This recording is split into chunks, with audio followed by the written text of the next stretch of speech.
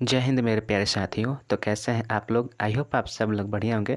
So guys, इस video में maths के महत्वपूर्ण 10 प्रश्न करने वाले हैं जो आगामी किसी भी एग्जाम के दृष्टि से बहुत ही महत्वपूर्ण है। उम्मीद करते हैं इस वीडियो को अंत तक जरूर देखिएगा और वीडियो अच्छी लगे तो वीडियो को लाइक जरूर कीजिएगा। अगर आप किसी क्वेश्चन का आंसर देना चाहते हैं तो आप हमारे कमेंट बॉक्स में इस वीडियो को पूछ कर जरूर दें। वीडियो के अंत में जरूर बताएं कि आपने इन सभी प्रश्नों में से कितने प्रश्न सही किए। तो चलिए बिना देर के हम वीडियो को स्टार्ट करते हैं। सो देखिए, यहाँ पे हमारा पहला प्रश्न है कि ए, बी तथा सी किसी काम को क्रमशः 4 घंटे, 4 दिन, 28 दिन और 56 दिनों में पूरा कर सकते हैं। एक साथ मिलकर काम करने पर उसी काम को कितने दिनों में पूरा कर सकेंगे? देखिए, ये जो क्वेश्चन है यह टाइम एंड वर्क का सवाल है और इस तरह के सवाल को देखिए कैसे सॉल्व करते हैं इस वीडियो में हम सीखेंगे। तो देखिए, यहाँ पे बोल रहा है कि ए किसी काम को कितने दिनों में कर सकता है, तो 4 दिनों में कर सकता है। उसके बाद बी बोल रहा है कि बी कितने दिनों में, तो यह 28 दिनों में कर सकता है।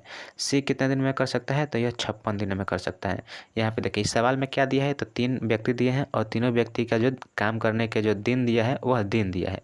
यहाँ पे हमको सबसे पहले क्या निकालना होगा, तो हमें सबसे पहले वह काम निकालना होगा कि यह कितने काम कर रहे हैं। तो वह काम निकालने के लिए हम क्या करेंगे, तो इन जो दिन दिया है इन सारे दिनों का एलसीएम ले लेंगे।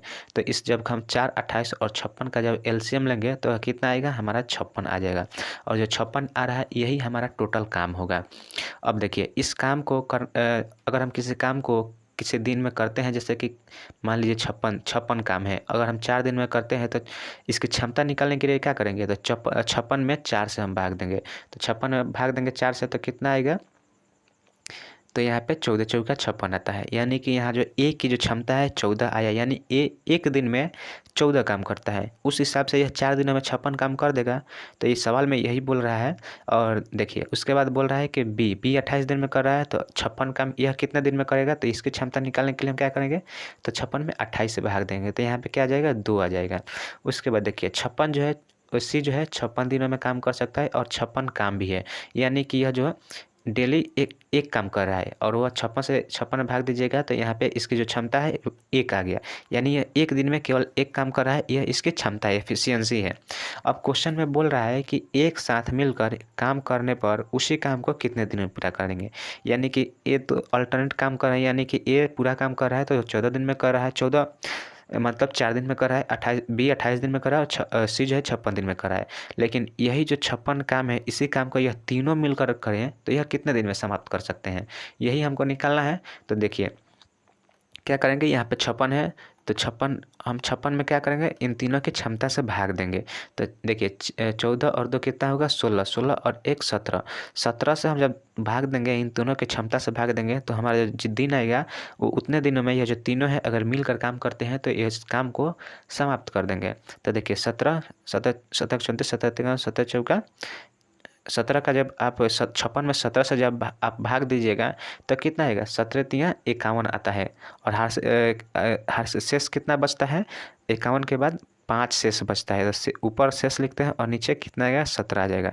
यानी कि 3.5/7 दिन में जो है यह तीनों मिलकर इस काम को आसानी से कर सकते हैं। तो इसका जो राइट आंसर हो जाएगा ऑप्शन नंबर सी, 5.5 सॉरी यह नहीं होगा, कितना होगा, 3.5/17, 20 का राइट आंसर हो जाएगा जो कि ऑप्शन नंबर बी में दिया है। तो उम्मीद करते हैं इस क्वेश्चन को आपने समझा होगा, अच्छी तरह से समझा होगा। अगर नहीं समझा होगा तो आप इस वीडियो को फिर से बैक करके आप इसको सवाल को जरूर से देखें। चलिए नेक्स्ट क्वेश्चन की ओर चलते हैं। तो देखिए दूसरा नंबर प्रश्न हमारा क्या बोल रहा है कि 10% तथा 15% की दो क्रमिक छूटों के समतुल्य एकल छूट कितनी है। यहाँ पे 2% दिया है, 2 छूट दिया है, आपको बताना है कि अगर इन दोनों को मर्ज कर दिया जाए तो हमें कितने परसेंट का छूट मिलेगा। तो देखिए छूट प्रतिशत निकालने के लिए हमारे पास एक सूत्र दिया होता है, एक फॉर्मूला है। देखिए उसको कैसे लिखते हैं, तो यहाँ पे A+B माइनस A×B बटा 100 होता है। ए का मतलब 10% और बी का मतलब 15%। तो देखिए क्या लिखेंगे हम यहाँ पे, 10 + 15 और माइनस क्या करेंगे, यहाँ 10 × 15 और बटा 100 करेंगे। तो 1 से 1 से कट जाएगा यहाँ पे। और 10 से जब 15 में भाग दीजिएगा तो कितना हो जाएगा, यहाँ पे आएगा हमारा 1.5, यहाँ पर दशमलव आ जाएगा। ठीक है, तो देखिए इसको लिखिएगा तो 10 और 15 कितना हो गया, हमारा 25 हो गया। माइनस क्या है, 1.5 है, ठीक है। अब जब 25 में से 1.5 घटाइएगा तो कितना आएगा, यहाँ पे एक 5 आएगा, 5 आएगा, ठीक है। इधर बचा 4, 4 में से 1 जाएगा तो 3 और 2, यानी कि 23.5%। 23.5% जो है हमारा समतुल्य एकल छूट होगा। 10% और 15% दो क्रमिक छूटों को अगर समतुल्य इसका एकल छूट निकालें तो कितना आ जाएगा हमारा 23.5%। यही हमारा राइट आंसर हो जाएगा, जो कि ऑप्शन नंबर बी में दिया है। Right answer option number B. चलिए नेक्स्ट प्रश्न की ओर चलते हैं। तो देखिए तीसरा नंबर प्रश्न हमारा क्या बोल रहा है कि ₹60 प्रति किग्रा वाली चावल को 42 रुपये प्रति किग्रा वाली चावल में वाली चीनी में किस अनुपात में मिश्रित किया जाए जिससे कि मिश्रित चीनी को 56 रुपये प्रति किलोग्राम में मूल्य में बेचने पर हमें 12% का लाभ प्राप्त हो सके। देखिए यहाँ पे क्या बोल रहा है, यहाँ पे देखिए पहला दिया है 60 रुपये प्रति किग्रा और यहाँ पे 42 रुपये प्रति किग्रा। यह जो दोनों है, यह दोनों क्या है, उस चीनी का जो है क्रय मूल्य है। परंतु यहाँ पे जो 56 रुपया दे रहा है, यहाँ पर बेचने की बात कर रहा है, यानी 56 रुपये में बेचेगा तो 12% का लाभ होगा। तो यहाँ पे हमें सबसे पहले क्या निकालना पड़ेगा, हमें सीपी निकालना पड़ेगा, क्रय मूल्य निकालना पड़ेगा। इस सवाल को हम किससे करेंगे, तो एलिगेशन से करेंगे। तो देखिए पहले जो चीनी का मूल्य था कितना था, 60 था। उसके बाद दूसरा चीनी का मूल्य कितना हो गया, 42 हो गया। यहाँ पे जो आएगा हमारा मिश्रित जो जिसमें हम मिक्स करके बेचेंगे उसका क्रय मूल्य लिखते हैं, यानी कि यहाँ भी सीपी, यहाँ भी सीपी और यहाँ भी हमारा सीपी ही आएगा। यहाँ पे हम एसपी नहीं लिख सकते हैं, विक्रय मूल्य को नहीं लिख सकते हैं।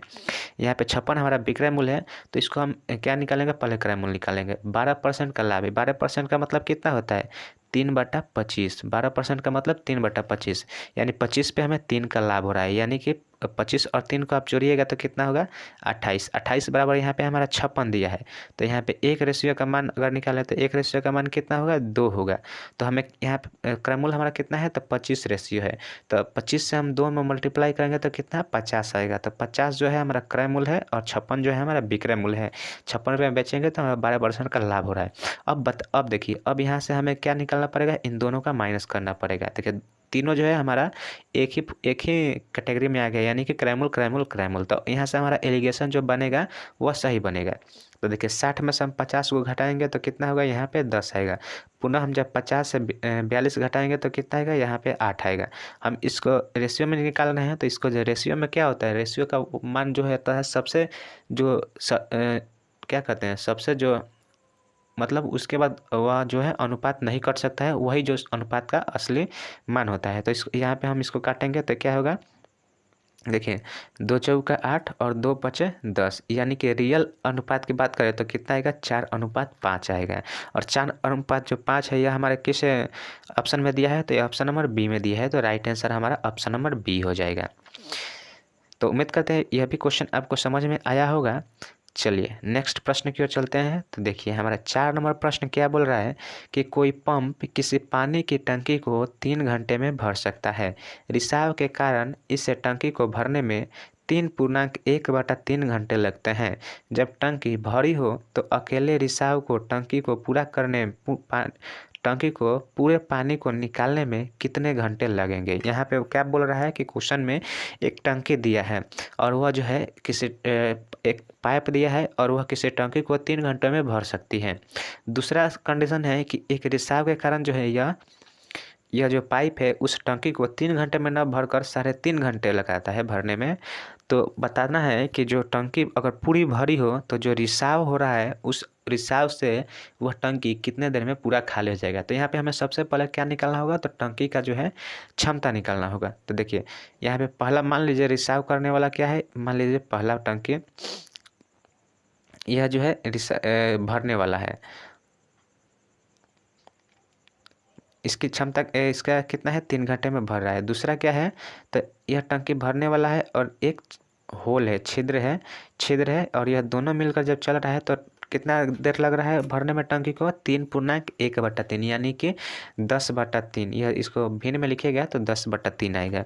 अब यहाँ से देखिए, यहाँ से टंकी की क्षमता निकालेंगे। तो टंकी का क्षमता निकालने के लिए क्या करेंगे, हम ऊपर वाला जो है अंश को हम एलसीएम लेंगे। तो एलसीएम लेंगे तो कितना आएगा, यहाँ पे हमारा 30 आ जाएगा, 30 आएगा। अब देखिए जो भरने वाला पाइप है उसको हम उसकी क्षमता कितनी निकालने के लिए क्या करेंगे, जो टंकी की क्षमता है उसमें जो जितने देर में भरा टाइम से भाग देंगे तो हमारा जो पाइप की क्षमता निकल जाएगी, यानी कि वह 1 घंटा में कितना भर रहा है वह निकल जाएगा। तो 30 में 3 से भाग देंगे तो 10, यानी कि 1 घंटा में यह 10 लीटर भर रहा है।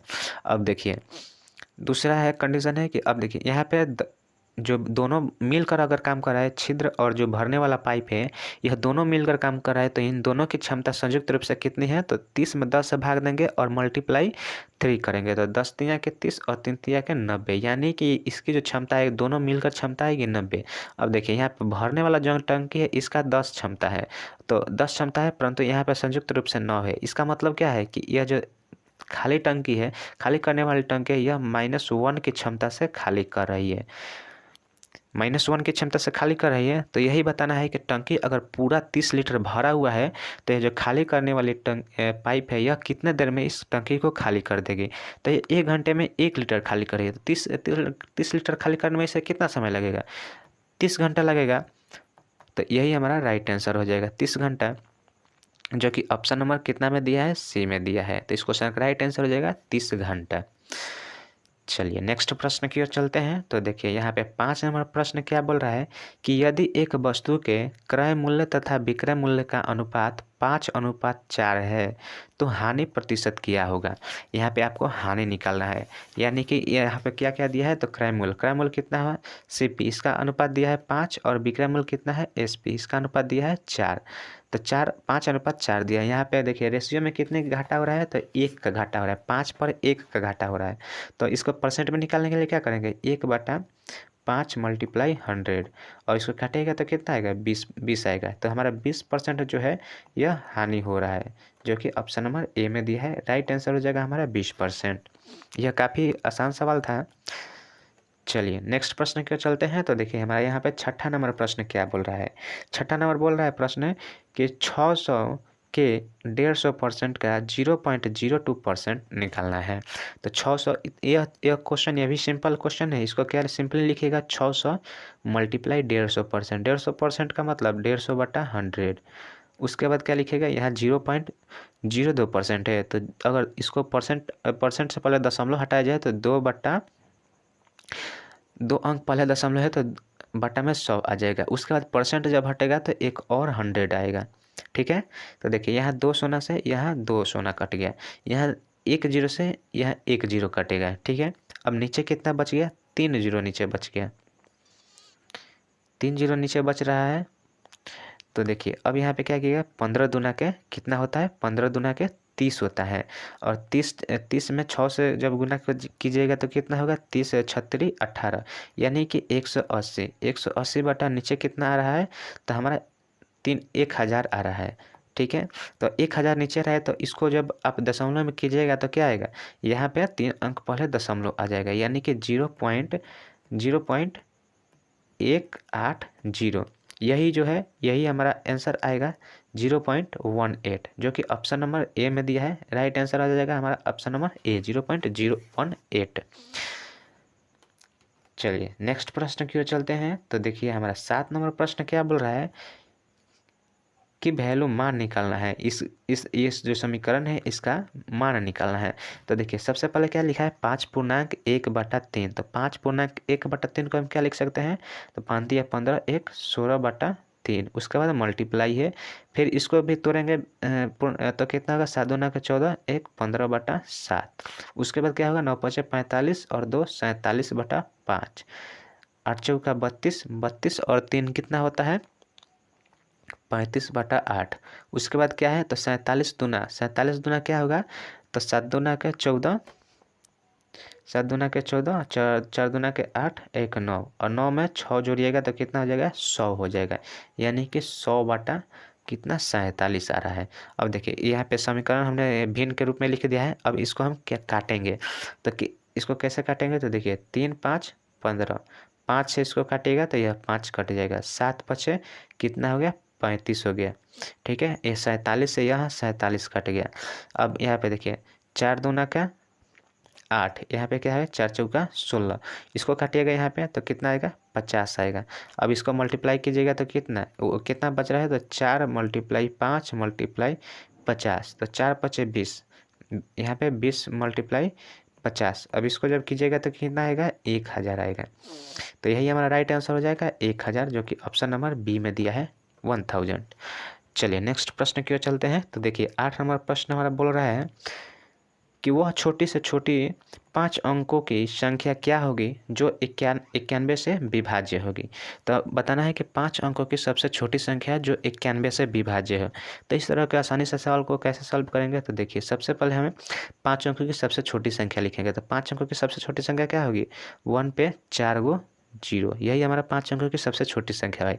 और इसमें हम क्या करेंगे, 91 से भाग देंगे। तो 91 से भाग देंगे तो क्या होगा, 91 एकम 91। अब इसको हम घटाएंगे तो कितना, यहाँ पे 9 आएगा, 9 आएगा। फिर यहाँ पे एक जीरो लेंगे। तो एक जीरो लेंगे तो यह जो है 91 से कम आ रहा है, यानी भाजक से कम आ रहा है। तो हम एक संख्या और पुनः उतारेंगे, यानी कि हमने 2 संख्या उतारा, तो यहाँ पे क्या एक शून्य लिख देंगे।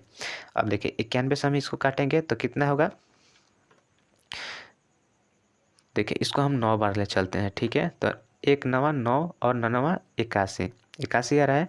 अब इसको घटाइएगा तो कितना आएगा, यहाँ पे 10 में से 1 गया 1, 9 में से 1 गया 8, यानी कि 81 आ रहा है। शेष हमारा 81 आ रहा है। अगर 81 ना होकर यहाँ पे 91 होता, 81 ना होकर अगर 91 होता, 91 से हम भाग दे रहे हैं, अगर 91 होता तो यह जो है एक बार में पूर्णतः कट जाता है। यानी कि कहने का मतलब है कि जो यहाँ पे 1 पे 4 गो शून्य है, यहाँ पे अगर हम 10 को ऐड करते हैं तो यह जो संख्या है 91 से पूर्णतः भाग लग जाएगा।